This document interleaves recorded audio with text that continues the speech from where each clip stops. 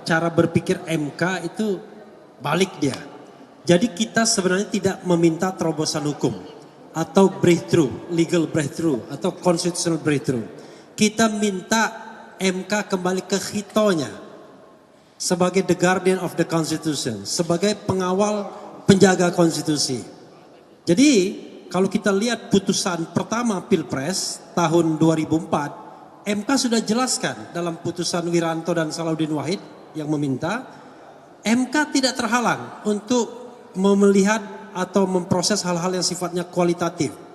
Jadi kalau misalnya yang sono bilang salah kamar, ya kan? Yang sono bilang ini tidak sesuai dengan hukum acara yang berlaku secara universal. Nah, kelihatannya mereka perlu harus belajar lagi ya, pengantar hukum acara konstitusi ya. Karena orang-orang di sini ini orang-orang Mahkamah Konstitusi semua, sudah lama kita berkutat di sini. Tapi kalau ke pengadilan sana ya silakan saja ya, itu satu. Yang kedua, 3 argumen pokok kita proven, terbukti. 1, pencalonan Gibran tidak sah, melanggar hukum dan konstitusi. Dan itu sudah dikonfirmasi dengan ahli. Dan mudah-mudahan logika ini akan diperkuat lagi dengan pemanggilan DKPP dan lain sebagainya.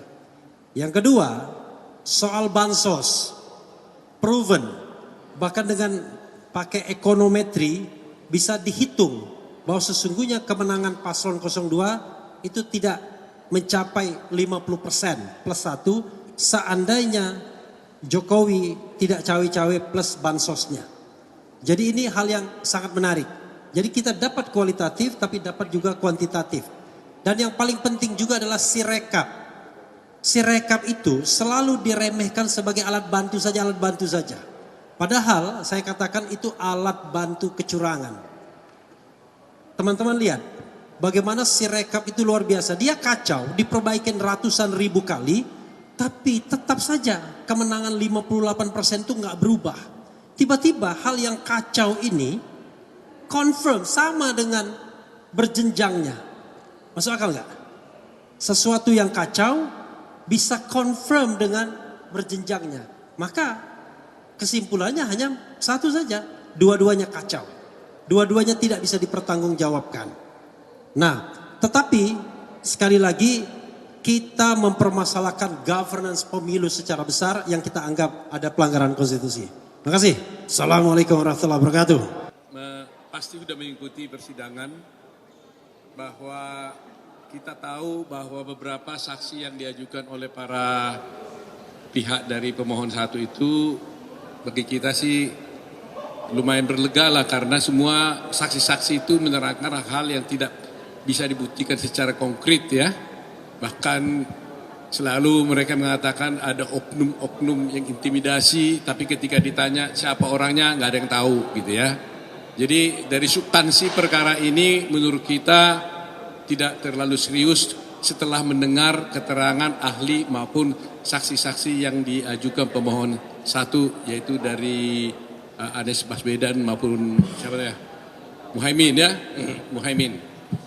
Nah, satu yang ingin kami klarifikasi bahwa seperti yang sudah kami sampaikan sebelumnya ya, bahwa persidangan ini adalah persidangan sengketa.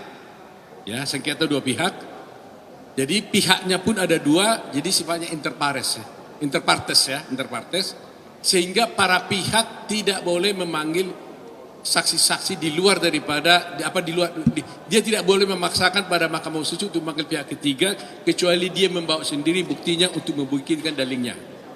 Nah, namun tadi seperti yang saya katakan kemarin, kalau Mahkamah Konstitusi yang berkeinginan untuk membuktikan, untuk mendapat keyakinan atas bukti yang diajukannya, itu adalah keputusan daripada Mahkamah Konstitusi. Nah, tadi Mahkamah Konstitusi telah mengambil keputusan untuk mengambil beberapa orang menteri, ya, menteri terkait untuk kepentingannya dia sendiri. Jadi dalam pemeriksaan nanti untuk hari Jumat dipanggil itu, para pihak baik pemohon maupun termohon tidak boleh nanya-nanya. Jadi tegas tadi hakim mengatakan kami tidak mengabulkan permohonan pemohon 1 untuk memanggil menteri katanya. Itu tegas dikatakan. Kami menolak katanya. Tetapi katanya kami yang butuh untuk memeriksa para menteri tersebut, yaitu Pak Menteri Pendidikan dan Kebudayaan, Ibu Sri Mulyani Menteri Keuangan, Pak Hartarto, yaitu baru Pak Risma, Ibu Risma, baru DKPP, ya DKPP kalau salah tadi ya. Nah jadi di sini poinnya, jadi bukan permohonan mereka yang dikabulkan, permohonan mereka justru ditolak, tapi mahkamah yang berkeinginan untuk memanggil saksi-saksi tersebut untuk membuktikan dalinya. Kami terus terang aja fine saja seperti saya katakan, bahkan mungkin kami lebih yakin kalau Pak Menterinya bersedia datang, semuanya akan lebih jelas dan tuntas. Kalau para menterinya ini datang, kami tidak capek lagi mencari saksi-saksi yang lain. Ya kalau saksi-saksi lain kan pasti hanya sifatnya kan sepotong-sepotong. Tapi kalau sudah menteri menjelaskan, ya tuntas gitu loh. Jadi itu yang kami sampaikan. Jadi mudah-mudahan kalau mereka datang hari Jumat, saksi para menteri ini bersaksi, kami masih akan mendapat posisi yang lebih baik karena semua menteri-menteri terkait itu akan menjelaskan yang sebenarnya yang menurut kami tidak ada masalah dalam kasus ini. Silakan Hotman dulu lah. Siap-siap kamu punya TikTok, kalau gue yang ngomong langsung menarik. Persidangan hari ini, saya melihat Bambang Wijananto dan Refri Harun, kuasa dari 01, bagaikan pungut merindukan bulan. Dia mau membatalkan suara 90 juta lebih dari 02, dia membawa 9 saksi fakta, tapi 2 dari saksi fakta itu hanya mempersoalkan, satu mempersoalkan 300. Dia mengatakan ada pencoplotan suara 300 di dalam kamar. Tapi dia tidak tahu nomor urut berapa yang dia tusuk. Dia hanya bilang kayaknya di tengah katanya. Itu nggak bisa. Jadi yang 300 gugur. Ya, dan juga dia nggak tahu siapa yang coplos. Kan untuk hukuman harus jelas. Ya, bukti bahwa pungut merindukan bulan yang kedua.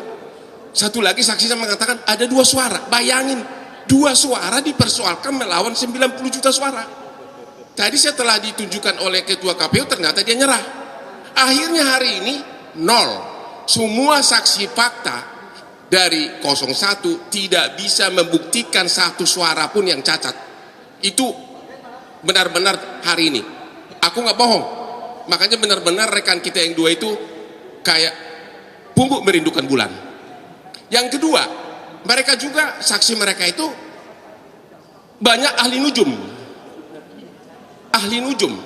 Bagaimana dia tahu bahwa orang yang mendapat bansos pasti memilih? Bagaimana dia bisa tahu orang yang dapat bansos pasti memilih 02? Nggak ada yang tahu. Buktinya Sumatera Barat, Aceh juga dapat bansos tapi kalah 02. Di luar negeri orang berpendidikan tidak ada bansos, mayoritas di luar negeri menang 02. Tapi yang paling utama, persidangan hanya bisa membuktikan bahwa bansos membeli suara kalau ada bukti. Kalau hanya ahli nujum yang didatangkan, omon-omon aja. Yang paling menyebalkan lagi, dan itu sangat menyebalkan adalah, Anda tahu selama 2 bulan ini apa aplikasi namanya? Aplikasi Sirekap tidak sah katanya. Tapi tidak, tadi dibawalah saksi ahli. Saya tanya, apakah Anda pernah melakukan audit forensik yang sah agar buktinya jadi sah? Tidak pernah katanya. Hanya pola pikir dia. Jadi bagaimana aplikasi yang begitu besar mau dibatalkan hanya dengan omon-omon seorang yang tidak secara resmi melakukan audit forensik. Ada satu lagi saksinya dari Amerika, itu juga bukan ahli forensik. Artinya hari ini benar-benar kemenangan di pihak 02, 12-0. Jadi yang terbukti hari ini pungut merindukan bulan dan ahli nujum, ya, mengharapkan dunia runtuh. Dia nggak tahu Aspri Hotman Paris masih banyak yang ingin di dunia ini hidup. Oke, cukup ya, kita ya, cukup ya. Terima kasih ya, terima kasih.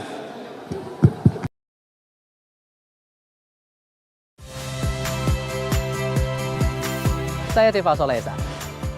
Saksikan program-program Kompas TV melalui siaran digital, pay TV, dan media streaming lainnya. Kompas TV, independen, terpercaya.